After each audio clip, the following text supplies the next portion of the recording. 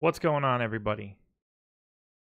For those of you that do not know me, for those of you that are stumbling in here for the first time, my name is Josh Engelman, the director of content at Awesemo.com, and we're going to talk bankroll today. I'm going to give it a couple minutes just to let everybody get in here for those that are going to tune in live, but this will be archived on the Awesemo YouTube channel.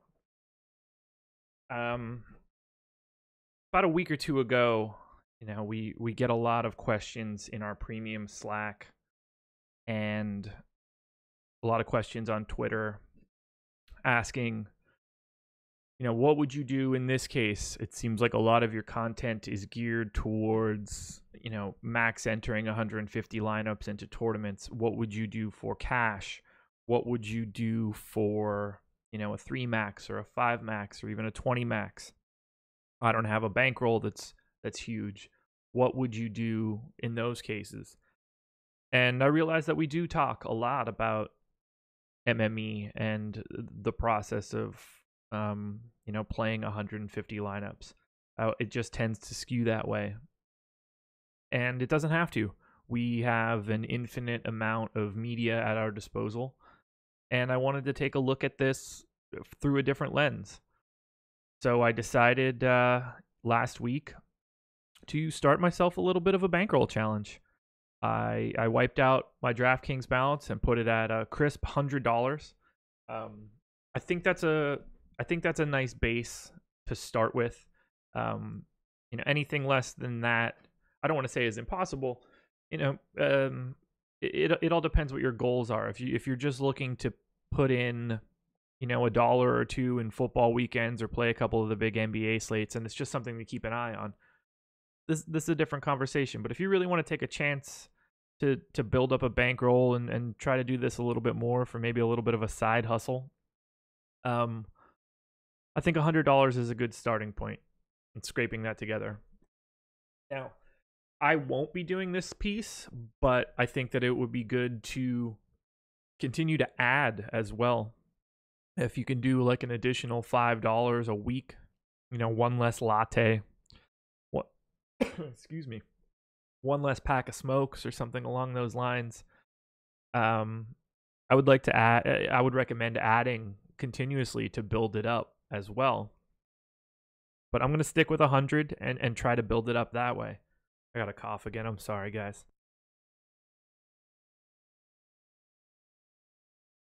Battling a little bit of a cold here, but we'll push through. So yeah, about a week ago, I decided to start this so that I can speak a little bit more towards the everyday player.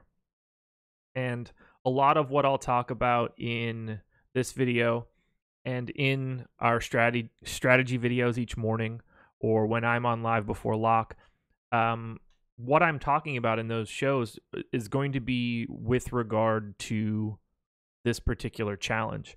So if I'm giving any recommendations for cash, if I'm giving any recommendations for GPP plays, for DraftKings in particular, I'm looking at that the way that I'm going to approach it as if I'm playing with that $100.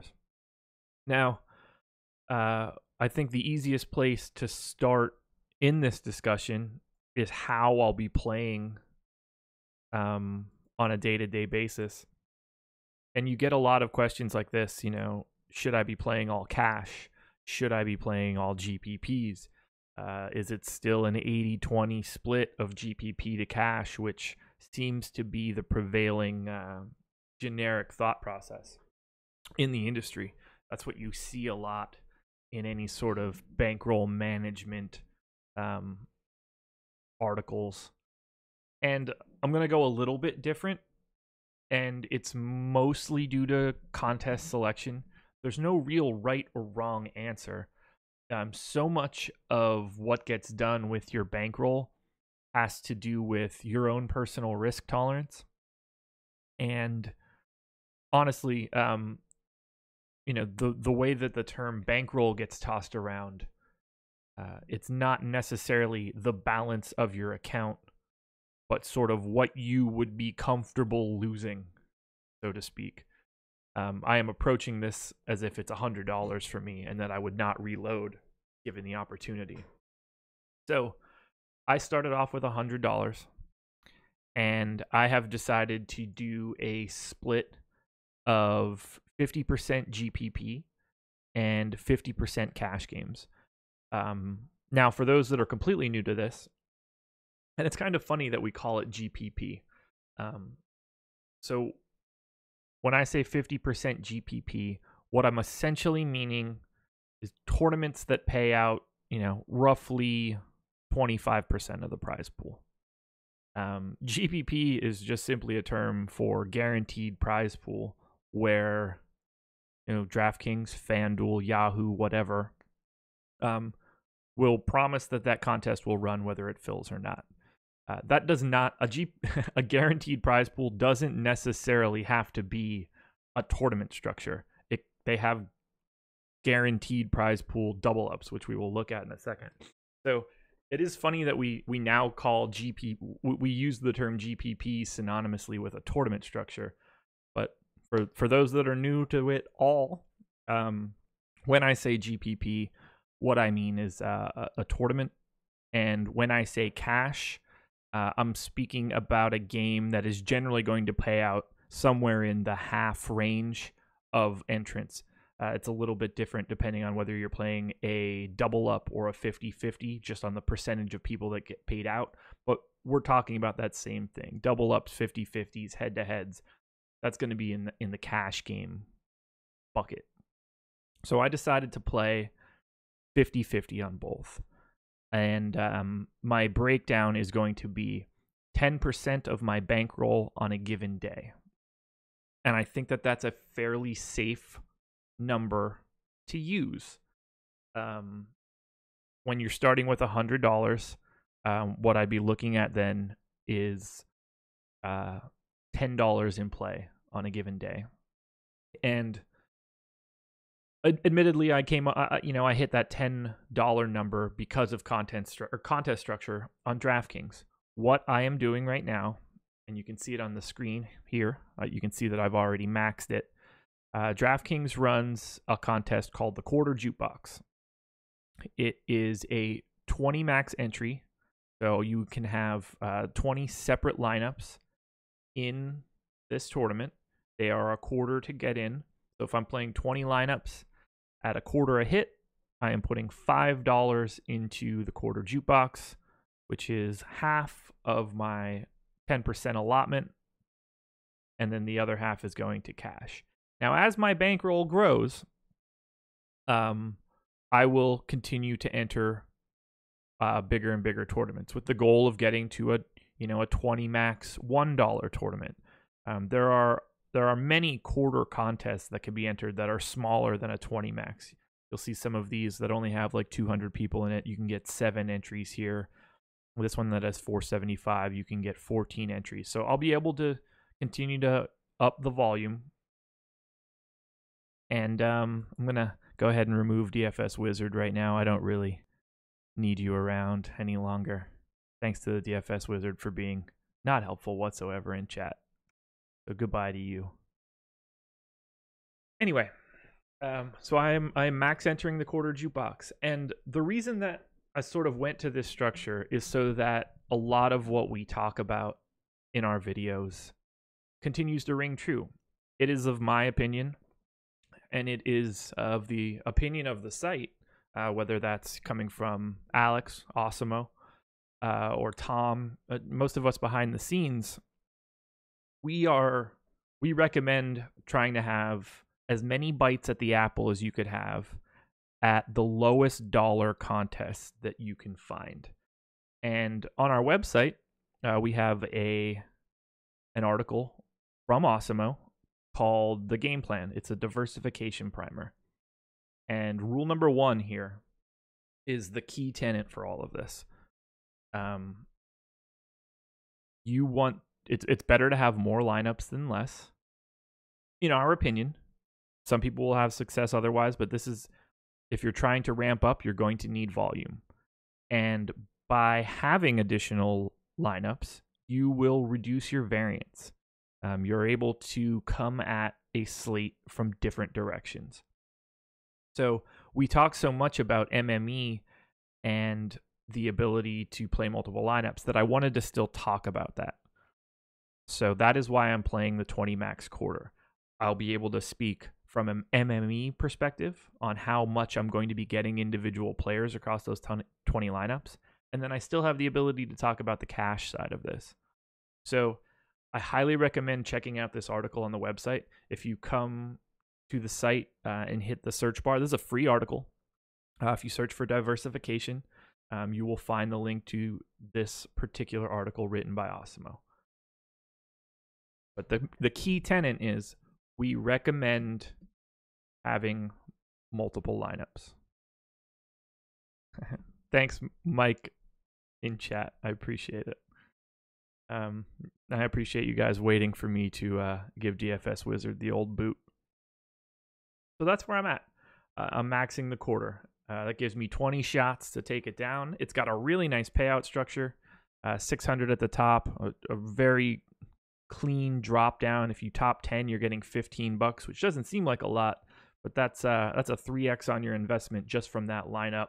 And if you do happen to get up into those top 4, that dramatically changes the amount of money that you'll have in play on a day-to-day basis. So that's the plan.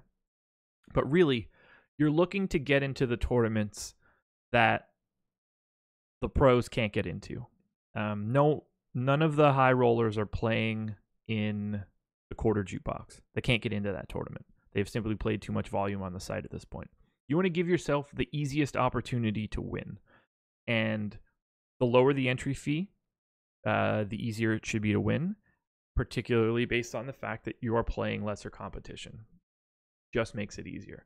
So that's where I'm starting from a GPP perspective. So when I talk about that, this is the tournament that I'm working through. Now, similarly, we have the opportunity to play cash. And as I said, I'm playing 50% in cash. And this can go a couple different directions. And there's no right or wrong answer here. A lot of this has to do with your own personal risk tolerance. But the one key piece that I think is essential to know, and let's switch over to it because they don't have quarter double ups, or I would get into them. Sup Slime, that's a good point. Maybe I didn't make my point there. I am not entering the same lineup 20 times in the quarter jukebox. I am entering 20 unique lineups into that tournament. 20 separate lineups.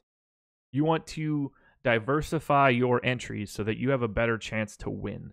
With these tournaments being so top heavy, there's not a lot of value in just getting a min cash. What you're trying to do is hit a tournament winning lineup so that your return is many, many multiples.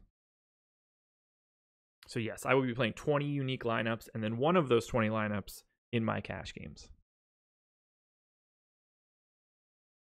Now, there are some differences between whether or not you want to play double ups or 50-50s or head-to-heads. And this all has to do with personal variance. I have been playing double ups, particularly the double ups that you see at the top of the screen. Guaranteed to run for $1, 229 entrants. But I'm entering 5 separate double ups. Now, this doesn't matter all that much as to which really double ups that I'm getting into, but I wouldn't just enter a $5 double up. I want to enter 5 separate tournaments because the $1 tournament should be easier to win and place in than the $5 tournament. You always want to get as much volume as you possibly can in the lowest stakes possible because that should make your life a little bit easier from a return standpoint. Now, head-to-heads are a little bit different than a 50-50. If you enter 5 unique $1 50-50s, more often than not, if your lineup cashes in one, it's going to cash in all. You could be towing that cash line a little bit and get 4 and go 4-1 or 3-2. But in a head-to-head, variance is key. you have to beat 5 individual scores, and your opponents can be all over the map. So you'll have less huge days in a head-to-head. You'll have less awful days in a head-to-head. You're more likely to toe the line around average. Whereas in the double ups and the 50-50s, you're either in or you're out. But you can have a bad lineup in a head-to-head and still beat 2 other people that played worse than you. There's no way to recover from that in double ups and 50-50s. I'm just personally entering the double ups because they exist at the $1 level. If you prefer to play head-to-heads, that's totally fine as well. I don't really see much of a difference in preference. It's all about whether or not you're comfortable with a day where you play cash and you don't hit the cut line, even with a mildly decent lineup. If you're just off of the cut line in 5 double ups, the more likely scenario is that you probably would have went like 2-3 or 3-2 in head-to-heads. So it's just a little bit more variance in a double up and 50-50. But generally speaking, the similar returns. Brant Voss, are you basing your lineups on a locked core play and diversified value? I don't ever lock anything in. So I do use Fantasy Cruncher, but I don't ever hit the lock button. I don't ever force in anybody in all of my lineups. I let my projections do the talking. The smaller the slate, the more I'm comfortable with having a lot of everybody. But for me personally, I'm trying to put myself in a spot to have very unique lineups. My goal is to not cash all 20 lineups. My goal is to get a lineup in the top 10. There's much more utility there.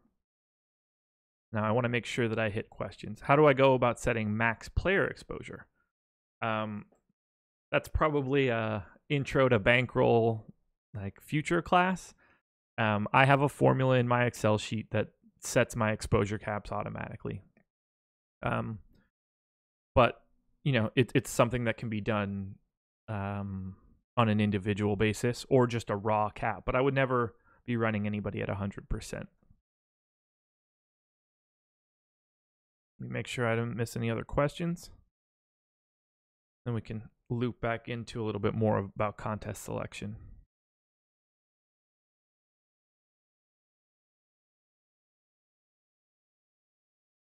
So David, you asked a question at the beginning, thoughts on triple ups, quintuple ups versus a regular tournament with big prizes. You're just towing the line between GPP strategy and cash game strategy. A triple up, you're going to need to be a little bit more aggressive in your plays. In a quintuple up or higher, even more so. In a double up or a 50-50 or a head-to-head, the guys that are most chalky in a large-scale GPP are likely going to be significantly more chalky in those scenarios. And in a double up or a 50-50, and this is the piece that I think people miss the most, your goal is not to win. You do not need a lineup that scores 370 points in a double up. Your goal is to cash because everybody gets paid out the same. So in a tournament where you're looking to, make plays based on the leverage of having, lower owned guys, it's sort of the opposite. What you're looking for in cash are high point per dollar plays. Guys that grade out well from a value perspective. You're looking at value rankings from the Awesemo.com website in the A or B range, along with guys that are being owned. You don't need to find the 1% owned guy in cash because there's significantly less utility in it. That's more of a GPP thing. More often than not, your cash lineup should be high value guys that are also being targeted in public. You do not need to get cute in cash. Do I play unique lineups for cash or one for all? So I'm just playing one cash lineup. I don't see the need to play more than one. So G, I don't know if that would be shy or this is just a YouTube video or YouTube account, and that could mean anything. Yes, I am playing 10% of whatever my bankroll is daily. Now, in this sense, like I also played golf, so I'm basing it off of that 100. But as it drops, I will play less or play more as it goes up or down. But I'm limiting myself to 10%. There is no hard and fast rule. It's all about risk tolerance. You can say that you would be willing to play 20% of your bankroll. In those cases, I would probably play a little bit more in the head-to-head space, so that if I have a slightly below average day, which would get bageled in a 50-50, I can still pick up some head-to-head wins. Real King, how does one discipline themselves to focus on bankroll growing and not chase the $100,000 top prize? That's a great question, and it's probably one of the bigger questions, because there is no right or wrong way to do that. Everybody's dream is to, play in the big jam and have $1,500 in entry fees in the big jam and 150 lineups and take out 100K to first, or even have one lineup in the big jam and take out 100K to first. The problem is you'll probably go broke before you do it. It's probably difficult for me because I have a finance degree. That is what I went to school for. So I am naturally super worried about my money, always. And I always have been. I am incredibly frugal, quite the penny pincher. So it's hard for me to be reckless with my bankroll because I spent 6 years in college. I'm not a doctor. I just happened to be there for a while. Learning about how to have a bankroll, or like learning how to make my money work for me. So part of it is mental. I don't think that I could ever rewire everybody for it. But I believe that you'll find the same satisfaction out of doing well at the low entries. Now, you will, if you have a great lineup in that quarter tournament and you find out that it would have won the big jam, it's going to bum you out for a day. But you have to realize that you have to get there first. No one just immediately starts with maxing out the big jam for $1,500 on a slate.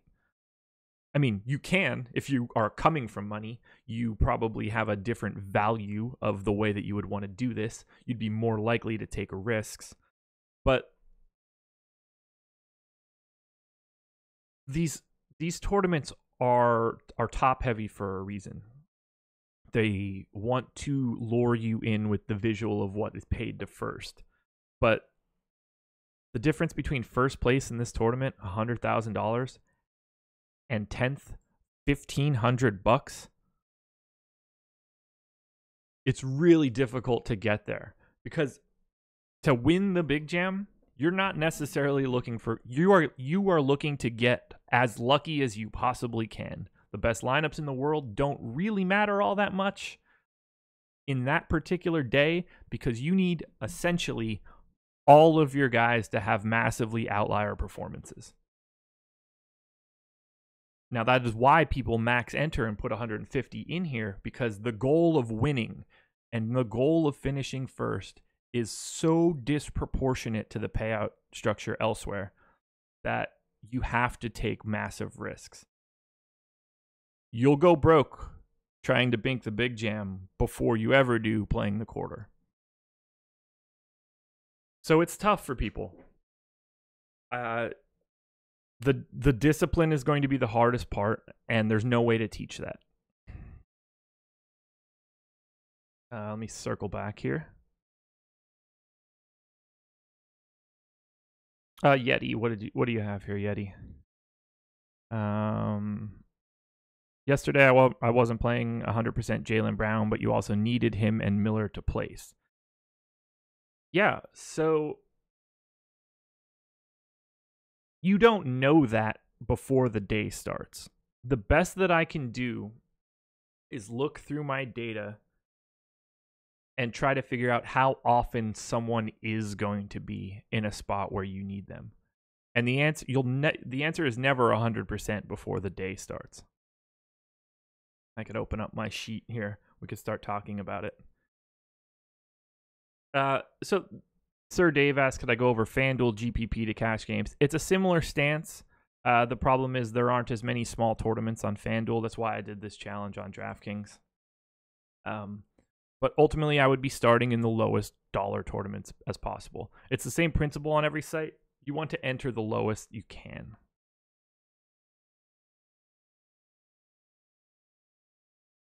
What else do we have here? Does the sport matter? For example, it's extremely hard to cash or take down a tourney if you don't have Harden giving you an 80-point game. Is that the same with football and MLB? It's essentially the same in that I'm rarely going to be locked on any one player in any sport. Baseball in particular, having high exposure to any one individual player is never happening for me. Mike Trout's the best baseball player on the planet, and he'll go 0 for 4 on days. Whereas in basketball, so long as LeBron James is on the floor for 30 minutes and not injured, you know you're going to get something in the 25, 7, and 7 variety. So variance changes a little bit. Bama Metal Jesus. I won the FanDuel Slam twice last year on single entries. Haven't been able to do anything ever since. Yeah, congrats, by the way, but that's tough.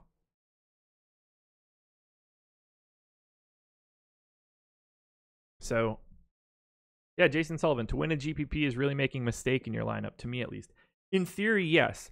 I mean, what you're trying to do is get the guys that you think have to maximize your opportunity to be at the top. But ultimately, a GPP winning lineup is going to be the same as like a lineup that tanks. You're getting, 1.5 plus standard deviation performances across 8 guys.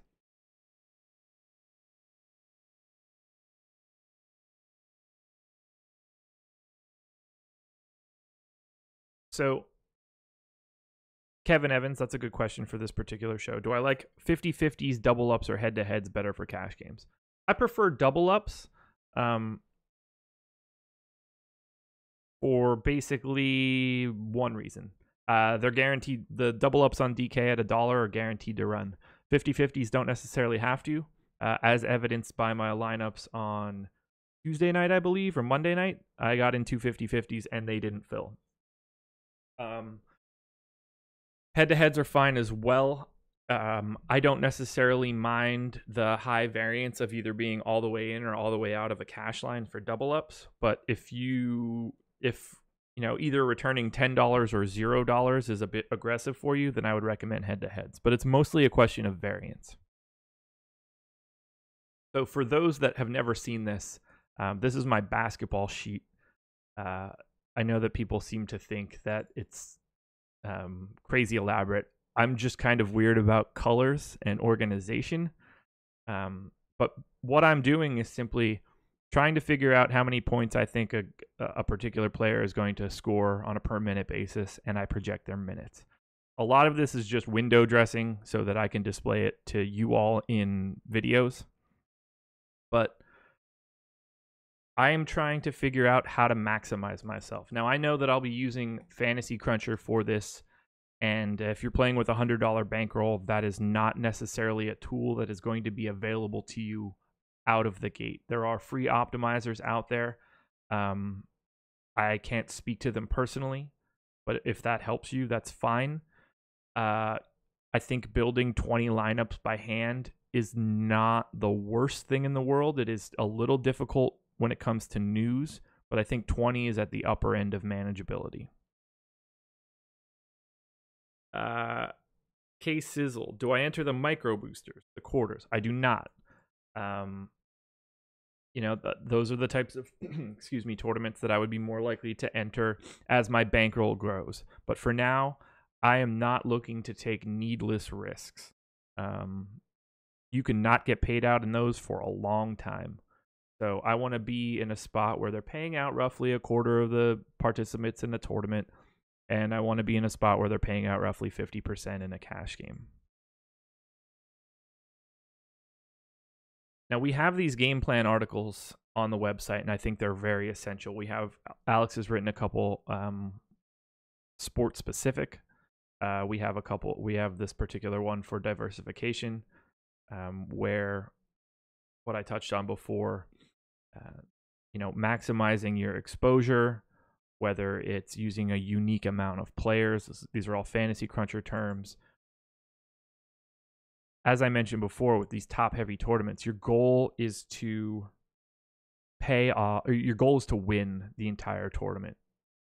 And having unique lineups is a key. You want to be coming at it from all angles.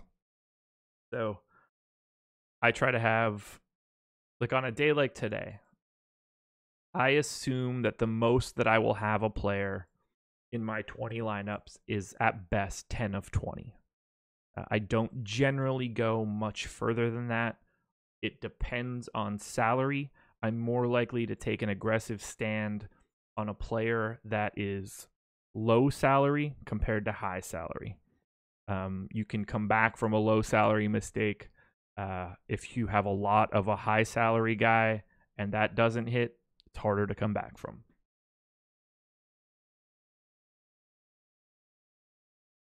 Let's see what else we have here. How does Rondo equate to... there are additional factors other than that. The fantasy point per minute calculation is a background calculation, not necessarily where I have them. Everything that I have on the website, my projections are posted to awesemo.com. That would be there, so switch to it just so we can point it out. This is also using the FanDuel total, not necessarily the DraftKings total. So that's why you'll see it a little bit different. You can see here, this is just FanDuel points divided by minutes. You can only have one reference, otherwise I get 1,000 columns in here. What's the reason that people like head-to-heads? They never seem enticing to me. Variance management. You play 5 head-to-heads, you should assume to go like 2 and 3 or 3 and 2. If you enter 5 separate 50-50s at the same dollar level, the more likely scenario is you cash in all 5 or miss all 5. But you can get bailed out of a rough day in head-to-head by playing someone who had an even worse day. You can't do that in 50-50s. Have I thought about doing a bunch of winner-take-all contests at the $1 amount? If you're doing a 10-player or less, it seems way easier than ever hitting the nuts on a quarter entry. I have not thought about that. That might be something that I would do again when the bankroll grows. But for now, I think it's in my best interest to play the quarter tournaments and play in the lowest stakes that I can. But if those winner-take-alls are working well for you, kudos, stick with it. Is a subscription to Awesemo worth it for someone playing micro stakes? It's an interesting question to answer, but I would say that it's going to be a difficult, and I'm going to be perfectly honest, it's going to be a difficult sell for someone that has a $100 bankroll and is playing $10 a night. If you're trying to approach this aggressively. Now, if you don't want to take that sort of risk with your money, but you do have a little bit more disposable income, what you're getting out of a subscription to Awesemo is sort of a condensed view of what you need. It should save you time. So you will get projections, you will get rankings and ownership projections. You will have access to our premium Slack to get questions answered by myself or Laffy, Adam, Alex and Tom are around from time to time. We're Chris, Eddie, everybody. So I think that it would, without question, help your game and make it easier for you to make money in the long run. It will certainly look troublesome for you at the start because it's a decent outlay of money. I mean, you can always try us for a week. we have the promo code NBA Strategy where you can get 50% off the first month. And when I say you could try for a week, we do have weekly subscriptions. So I think that it can help save you time and be an excellent resource for you. But it really depends on the amount of disposable income that you have. I think that we are bringing to the table enough with our lineup builder, which if I hop to it here, you'll have all of Alex's rankings, our ownership projections. You can build your lineups here by hand. It calculates out a GPA to let you know sort of how good your lineup stacks up, how efficiently you're spending your money. That's on the same scale as a college scale. So you're looking to, a 4.0 is the best that you can do.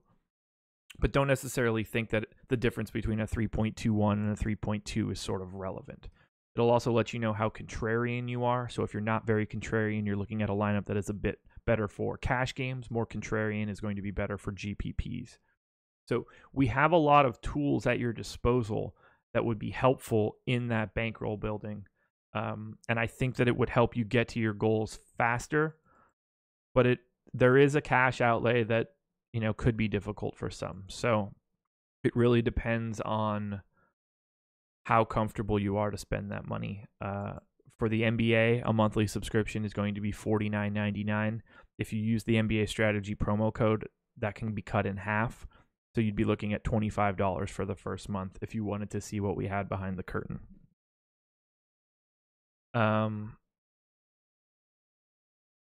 Let's see, what else do we have here?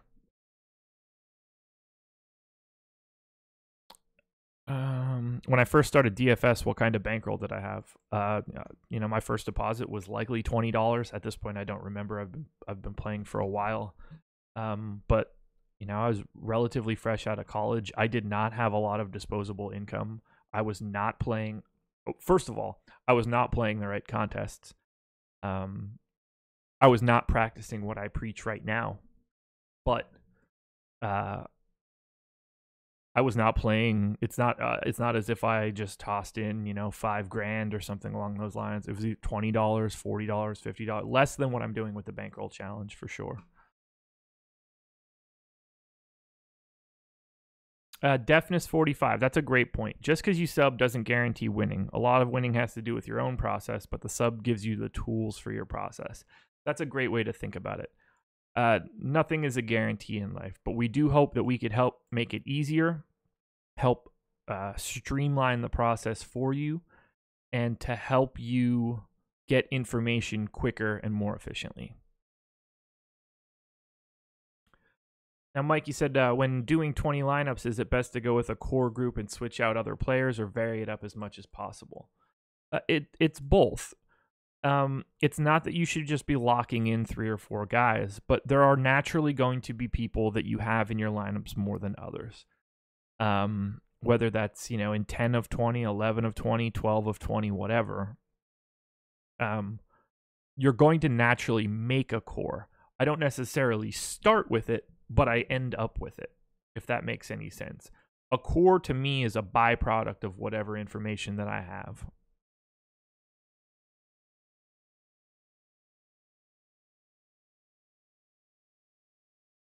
Okay, Mike, love thyself. So that's an interesting question. If you had $1,000 bankroll, how would you best optimize your chances? So I would do a similar scenario. Now, I would probably tend to play a little bit more GPPs in that case. I feel like I can be a bit more risky. So if I had 1,000, I'd look to play about $100 a night. I would max that quarter tournament, $5, done. I would max out the $1 and 1, same principle. Now I'm at $25. I'd look into some small single entry tournaments. I might look into some quintuple ups. Maybe hit this 3 max. But you still want to get all of your entries into the lower entry fee tournaments. Maybe do something along the lines of 60% GPP to 40 cash or 70-30. But you just have the ability to play more and more lineups. So I would enter a different 25 lineups in the quarter tournament, or 20 lineups rather, I would enter a different 20 in the quarter than I would in the $1. If I entered another 20 lineup somewhere, I would be trying to play more and more and more tournaments. Yeah, the mini max, certainly possible. I assume it's filled, and that's why I'm just not seeing it right now. Or is it 50 cents now? Okay, yeah. So you also have the opportunity to play the mini max. I didn't have the filters. Thanks, Aaron. You can max enter the mini max. It's 150 entries at 50 cents, so you're looking at $75. I would probably lean towards maxing the quarter tournament and the dollar tournament first until I worked up a little bit bigger of a split. But if you wanted to enter the mini max for $75 and then play that other $25 in cash if you had a $1,000 bankroll, I think that's feasible as well. So thanks, guys. I appreciate you guys being here. This is the first step. So once a week, I'm going to do a write-up of how I've played in those past 7 days. I'll list it all out each day, how I'm doing GPPs, how I'm doing in head-to-heads. I'm trying to tweet out my results as much as I can. I want to be super transparent with this. So I will document everything down to the letter so that everybody can follow along with me. And I'm going to look to do that once a week. And then similarly, once a week, I want to do another video, walking through some of this, walking through some of the things that I look at in my sheets, some of the things that I look at to figure out who is likely to be my highest exposed guys. We'll walk through using Fantasy Cruncher and paring down a group of crunches to my favorite 20 lineups. There's a lot that goes into this. It's not just load up projections into Fantasy Cruncher, hit crunch, take 20 lineups and jam them into a tournament. There's more than that. You want to make sure that you're getting a nice spread of lineups. Mike, you said, what's the best way to construct lineups in one game showdowns? That is not this video, my man. I'm sorry. You want to see the 100 pizza roll challenge? You and me both.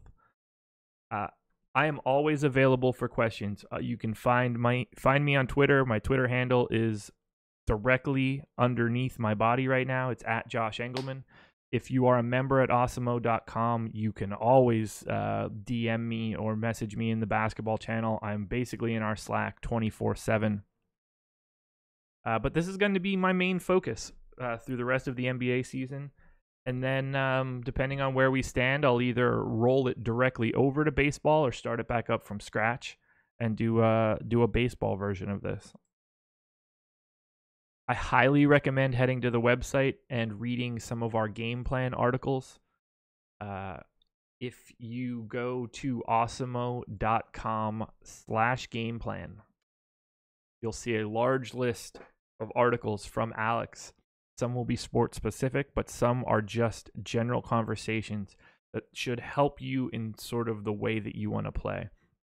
Whether it's how Alex approaches cash games and how he learned that information from poker.